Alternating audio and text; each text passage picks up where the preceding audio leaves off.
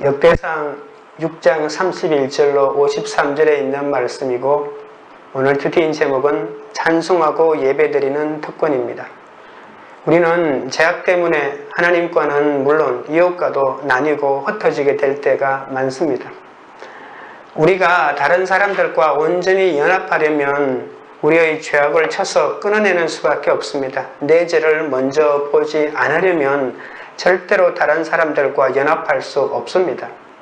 하나님은 그 어떤 끔찍한 죄를 지었더라도 회개하고 돌아오는 자에게는 축복할 준비를 하고 계십니다.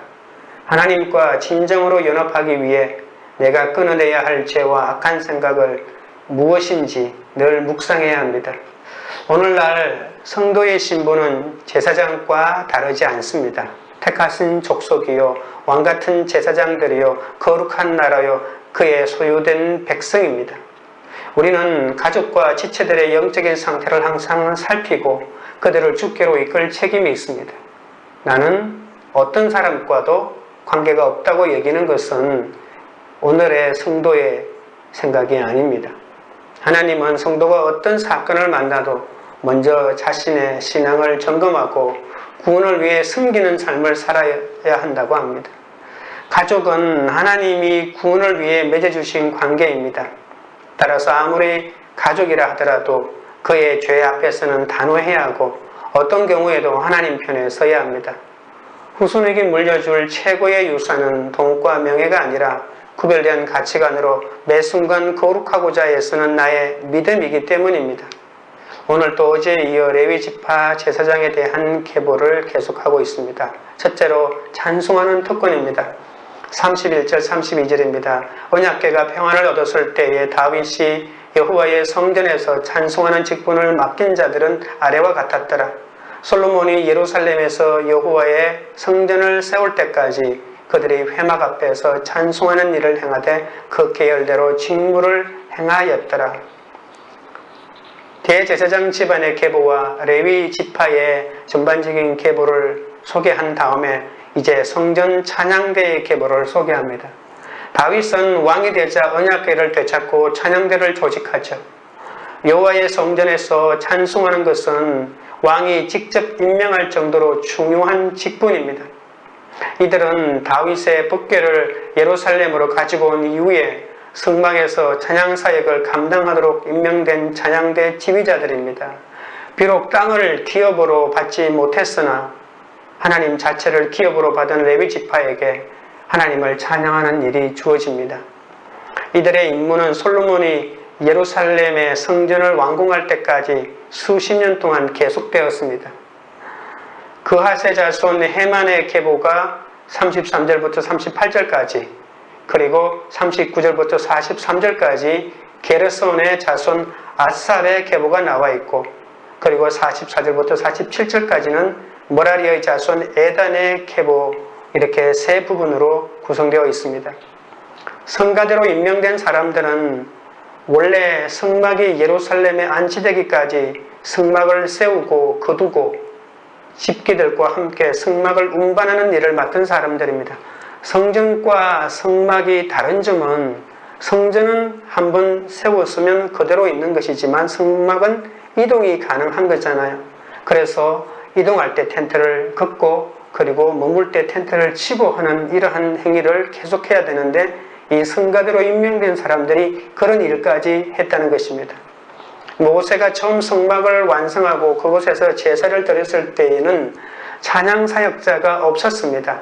그러다가 다윗 시대에 성막이 예루살렘에 영구적으로 자리 잡고 성전이 완성을 기다리면서 또는 성막과 집기들을 운반할 사람들이 필요 없게 되었잖아요. 이제 움직이지 않으니까.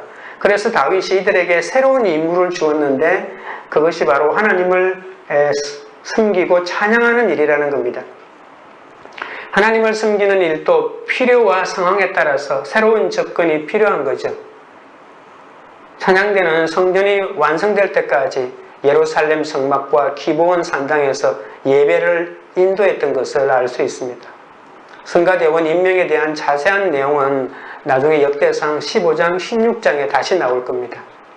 33절부터 38절까지인데 33절입니다. 직무를 행하는 자와 그의 아들들은 이러하니 그앗의 자손 중에 헤만은 찬송하는 자라. 이 계보에서 가장 먼저 언급된 사람은 헤만입니다. 그앗의 자손 헤만의 계보는 총 22명의 이름으로 언급됩니다. 아삽과 에단의 계보는 14에서 15대에 이르는 것과 달리 헤만의 계보는 압도적으로 많은 이름을 담고 있습니다. 헤만의 조상인 그앗은 레위의 둘째 아들인데도 첫째인 게르손의 후손인 아삽을 제치고 먼저 나온 것도 헤만이 중요하다는 것을 잘 보여줍니다. 찬양사역 때 헤만이 중앙에 서고 아삽은 헤만의 오른편에 서고 에단이 헤만의 왼쪽에 섰다는 것을 알 수 있습니다. 헤만은 법궤가 예루살렘에 입성할 때 노스로 만든 심벌줄을 쳤고 하나님께 예배드릴 때 악기를 연주하기도 했습니다. 헤만부터 선대로 올라가면서 그가 반역한 고라의 후손이자 살인자 레위의 후손임이 밝혀집니다. 성경은 조상들의 잘못된 것을 서슴지 않고 드러냅니다. 하나님이 조상의 죄를 후손에게 묻지 않으시지만 선대의 신앙 여정이 후손에게 영원히 기억되고 있다는 것을 보여줍니다. 지금 현대 이스라엘도 그런 면에서는 정말 무서울 만큼 정확합니다. 좋은 것만이 역사가 아니라 나쁜 것일수록 더 선명한 역사가 되는 것이죠. 그래서 죄를 지은 선조일수록 명확하게 그들을 기억하고 다시는 그런 죄를 짓지 않으려고 하는 다짐이 그들에게는 있는 것이죠. 특별히 다윗은 하나님께 회개하고 용서받은 경험이 있기 때문에 찬송하는 특권이 무엇인지 압니다. 죄를 짓고 용서받은 이 은혜가 없는 사람은 하나님을 찬양하는 것이 무엇인지 모릅니다. 하나님은 내가 그 특권을 누리기를 원하십니다. 그래서 찬양하는 자의 가장 큰 특징은 용서받은 죄가 있고 그것을 잊지 않는 것이죠. 내 죄를 보고 악을 떠날 때 하나님께서 지혜를 주십니다. 내 지혜를 버리고 하나님께 돌이킬 때 이미 늦은 것 같아도 내 죄를 보기 시작하면 지혜를 주시는 거죠. 문제를 해결할 힘도 주십니다. 상처는 남이 주어서 받는 게 아닙니다. 자기 안에 상처가 해결되지 않았기 때문에 날마다 상처받는 것이죠. 그래서 다른 사람이 상처 준다고 변명하면 회복될 길이 없는 것입니다. 내 속에 있는 상처부터 먼저 보아야 합니다. 높은 데 쳐다보지 않고 낮은 자리에서도 자기 할 일을 열심히 하고 있으면 나를 비방하는 사람이 없어지는 거죠. 내가 여전히 높은 사람, 잘난 사람들만 찾아다니기 때문에 비방이 있다는 것을 알아야 합니다. 내가 아직도 비방을 받고 있으면 나는 아직도 한참 멀은 사람이라는 것을 깨달아야 합니다. 죄는 용서받을 수 있지만 하나님은 내가 그 죄를 정복하기 원하십니다. 죄를 내쫓기 원하십니다. 죄를 내쫓아야 그 자리에 성령의 열매가 맺히기 때문이죠. 죄를 고백하고 나서 혹시 내가 간증했더니 다들 나를 무시해라는 생각에 사로잡혀 있습니까? 그것이 바로 정죄감입니다. 십자가에서 모든 죄가 처리된 것을 믿지 못하는 것입니다. 자백은 했는데 여전히 동굴에 숨어서 수치심과 정죄감을 껴안고 있으면 절대로 성령의 열매를 못 맺습니다. 간증은 내가 죽고 회개하여 구원의 주체이신 하나님을 찬양하는 십자가의 노래인데 다른 사람에게 그럴듯한 평가를 받는 것이 간증이 아니라는 것을 명심하셔야 합니다. 적용 질문 드립니다. 하나님께 회개하고 용서받은 기쁨이 있습니까? 그 기쁨으로 여호와를 찬송하는 특권을 누리고 있습니까? 둘째는 질서에 순종하는 일꾼들입니다. 38절입니다. 헤만의 형제 아삽은 39절입니다. 헤만의 형제 아삽은 헤만의 오른쪽에서 직무를 행하였으니 그는 베레가의 아들이요 베레가는 시므이의 아들이요. 헤만의 오른쪽에서 찬송할 아삽과 왼쪽에서 찬송할 예단의 계보가 이제 소개됩니다. 찬송하는 직분을 받은 이들은 각자의 위치가 정해져 있습니다. 그래서 그 질서에 순종합니다. 억지로 중앙에 서겠다고 하면 파탄이 일어나는 거죠. 게르손의 자손 아삽의 계보에는 총 15명의 이름이 나옵니다. 39절부터 43절까지입니다. 아삽은 보직상 헤만 다음으로 중요한 지위에 있는 찬양 사역자였으므로 법궤가 예루살렘에 입성할 때 해만과 함께 놋신벌절을 쳤습니다. 특히 아삽은 시편 50편 그리고 73편부터 83편까지 이렇게 12편에 달하는 시편을 지을 정도로 탁월한 능력의 소유자지만 여호와를 찬송하는 소리 외에는 다른 어떤 소리도 내지 않고 겸손히 자신의 위치에 거합니다. 여러분, 아삽이 지은 시편, 특별히 50편에 보면 우리가 잘 알려져 있는 몇 가지 구절이 있는데 그 중에 50편 15절에는 환난 날에 나를 부르라, 내가 너를 건지리니 내가 나를 영화롭게 하리로다. 그리고 23절에는 감사로 제사를 드리는 자가 나를 영화롭게 하느니 그의 행위를 옳게 하는 자에게 내가 하나님의 구원을 보이리라 라고 하는 우리가 많이 암송하고 있는 구절들도 그 아삽이 지은 시편입니다. 그는 매우 능력 있는 시인이자 작곡가였죠. 또한 법궤가 다윗성에 입성할 일을 기념하는 노래를 많이 지었습니다. 44절 보면 그들의 형제 머라리의 자손 중 그의 왼쪽에서 직무를 행하는 자는 에단이라. 에단은 기시의 아들이요 기시는 입디의 아들이요 압디는 말룩의 아들이요. 머라리의 자손 에단의 계보가 44절부터 47절까지 총 14명의 이름이 등장합니다. 에단도 역시 해만, 아삭과 함께 법궤가 예루살렘에 입성할 때 놋신벌처럼 쳤던 사람입니다. 그리고 에단은 시편 89편을 지었죠. 찬송하는 직분을 받은 사람들의 계보는 그들의 형제 레위 사람들은 하나님의 집 장막의 모든 일을 맡았더라라고 하는 말로 마무리됩니다. 여러분 48절 보십시오. 그들의 형제 레위 사람들은 하나님의 집 장막의 모든 일을 맡았더라. 하나님이 특별히 쓰시고자 하는 사람에게는 특별한 준비를 요구하시는 거죠. 그래서 찬송하는 직분뿐만이 아니라 각자의 사명을 성실히 이행하는 이들은 하나님이 더 귀히 여기시는 것을 잘 보여줍니다. 아무리 하찮은 일이라도 주님을 섬기는 일은 모두 귀하고 거룩한 것입니다. 에스겔은 멸시받다라고 하는 뜻의 이름을 가진 제사장 부시의 아들이었지만 하나님이 특별히 쓰시는 사람이 됐습니다. 하나님이 특별히 쓰시려고 특별히 말씀이 임하게 하셨습니다. 여러분 가운데 혹시 완악한 남편을 붙이셨습니까? 시부모님을 붙이셨습니까? 자식을 붙이셨습니까? 아니면 직장에 사장을 붙이셨습니까? 하나님이 나에게 특별한 준비를 요구하시는 겁니다. 내 옆에 나를 힘들게 하는 사람은 나에게 나를 특별히 쓰기 위해서 나를 준비시키는 거라는 겁니다. 내가 힘들면 하나님이 나를 특별히 쓰시겠구나 할렐루야라고 노래해야 합니다. 적용 질문 드립니다. 하나님이 나에게 맡겨주신 직분은 무엇입니까? 그 직분이 하나님이 특별히 임명해 주신 것임을 인정합니까? 셋째로 명령대로 속죄하니입니다. 49절입니다. 아론과 그의 자손들은 번제단과 향단 위에 분향하며 제사를 드리며 지성소의 모든 일을 하여 하나님의 종 모세의 모든 명령대로 이스라엘을 위하여 속죄하니. 아론의 아들 엘르아사를 따라 이어지는 대제사장의 계보입니다.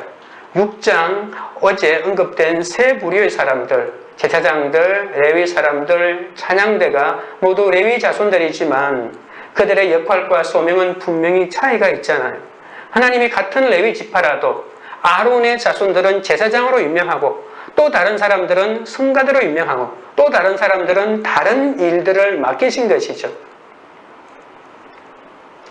그런데 아론과 그의 자손들만, 그러니까 레위인들 가운데 제사장들만 번제단과 분향단 위에 제사 드리는 일, 지성소에서 일어나는 모든 일, 이스라엘을 위해서 속죄하는 일을 도맡아 했다고 49절에 언급합니다. 지성소에서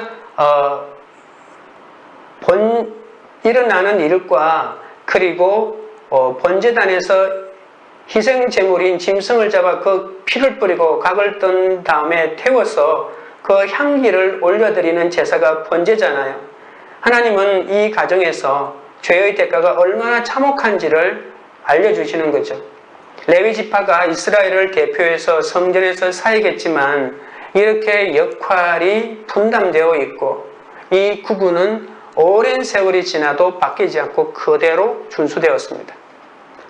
그리고 제사장들이 수행하는 이스라엘의 예배와 제사는 오래전에 모세를 통해서 전수된 하나님의 명령에 따라 진행된 것입니다.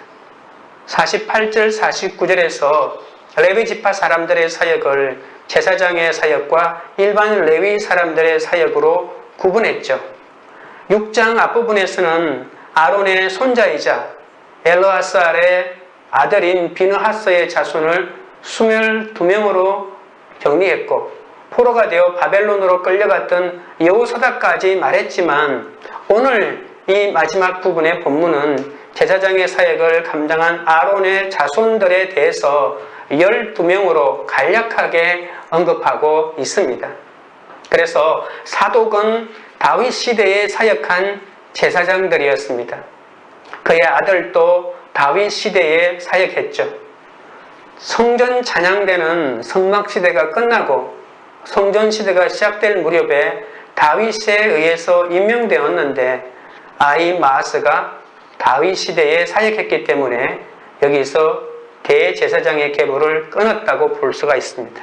그래서 어제는 대제사장들의 계보가 바벨론의 포로로 잡혀가는 여호사닥까지 언급했지만, 오늘은 다윗 시대까지만 제사장들을 언급해서 아히마아스까지만 언급했다고 보시면 됩니다. 예수님은 우리의 죄값을 대신 치르고자 스스로 희생제물이 되셨습니다. 우리를 대신해 십자가에서 죽으시고 부활하심으로 주를 믿고 회개하는 자는 누구나 구원받을 수 있는 길을 열어주셨죠. 이 모든 과정을 하나님의 명령대로 행하신 예수님은 하나님의 자녀인 나도, 우리도 말씀 따라 회개하고 살아가기를 원하십니다. 가장 무서운 적은 내 안에 또 다른 나입니다. 내 안에 열등감, 자존심, 이기심, 질투심, 욕심, 인정받고 싶은 마음, 잘 보이고 싶은 마음들 때문에 미움도 생기고 원망도 생기고 화도 나는 것입니다. 이 모든 것을 내려놓고 내 안에 죄를 보고 회개하며 가면 내 삶에서 평안과 천국을 누릴 수 있는 거죠. 그런데 나는 변하지 않고 다른 사람이 변해야 된다고 다른 사람이 변하지 않아서 그렇게 힘들어하고 그렇게 자기 억울한 것을 얘기하면 결코 평안을 누릴 수가 없습니다. 천국은 따로 있는 것이 아니고 죽어서 가는 곳이 아닙니다. 지금 내가 살고 있는 이 삶이 천국입니다. 단지 우리가 보지 못할 뿐이죠. 내 속에 있는 이런 열등감, 자존심, 이기심, 질투심, 욕심, 인정받고 싶음, 잘 보이고 싶은 마음들, 이러한 것을 먼저 내려놓을 때 하나님의 안식과 평안을 얻을 수 있는 것입니다. 적용 질문 드립니다. 요즘 하나님의 명령과 상관없이 내 뜻대로 기도하고 내 마음대로 하고 있는 일은 무엇입니까? 기도드리겠습니다. 하나님 아버지, 하나님을 찬양하며 예배하는 것이 성도로서 제가 가진 얼마나 큰 특권인지 모르고 이를 너무나 당연시 여긴 것을 용서하여 주옵소서. 하나님께 회개하고 용서받은 기쁨을 잃어버리고 늘 불평과 혈기만 가득했기 때문에 하나님에게 찬양받은 특권을 얻었으면서도 하나님을 찬양하지 못하고 나는 억울하다 이렇게 주제가가 되어 소리 높여 외쳤습니다. 용서받은 큰 기쁨으로 여호와를 찬송하는 특권을 다시 누릴 수 있도록 주여 불쌍히 여겨 주시옵소서. 나 같은 부족한 사람에게 말씀을 전하고 가르치는 직분을 맡겨주심이 얼마나 귀한 것인지 알게 하셔서 하나님이 허락하신 질서 안에서 성실히 주어진 책임을 다할 수 있도록 붙들어 주옵소서. 능력보다 위대한 것이 질서인데 질서를 통해 십자가를 배우고 십자가의 순종을 배우는 것이 사랑을 배우게 하는 것임을 알게 하여 주시옵소서. 하나님께서는 지금 나에게 내 위에 있는 질서를 순종할 때라고 알려주실 때가 있습니다.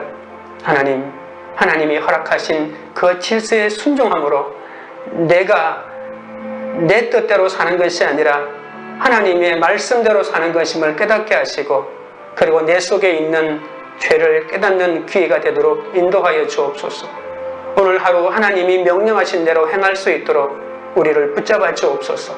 하나님의 명령과 상관없이 내 뜻대로 기도하고 내 마음이 원하는 대로 기복만 바라는 마음을 이제는 돌이키게 하여 주시옵소서. 육신에 속한 기도를 멈추고 성령이 탄식하는 소리를 들을 수 있도록 인도하여 주시옵소서. 이 도시의 다음 세대들이 예수 그리스도를 믿고 회개함으로 하나님을 찬송하고 예배하는 특권을 누릴 수 있도록 붙잡아 주시옵소서. 광교 우리들 교회가 내가 대단히 참고 사는 줄 알다가 내 힘으로는 시험을 기쁘게 이길 수도 인내를 이룰 수도 없는 죄인인 것을 깨닫게 하옵소서.